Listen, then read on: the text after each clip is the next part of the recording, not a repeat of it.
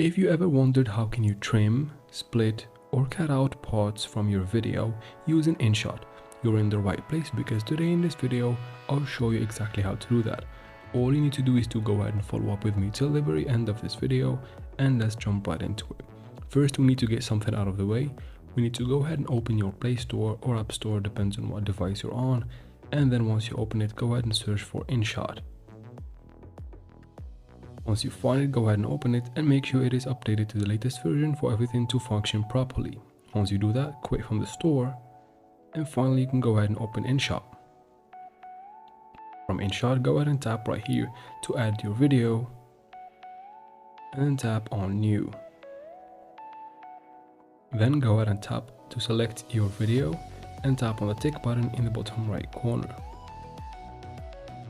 Once your video is added to your editor, all you need to do from here is to go ahead and select the video, so tap on it and then tap right here on this icon. And here, if you want to trim your video, you can drag from the right side or the left side of the video to trim the beginning or the end or whatever you want. Now, that is for the trimming. If you want to cut out parts of the video, tap on cut, and this part in the middle is going to be removed once you tap on the tick.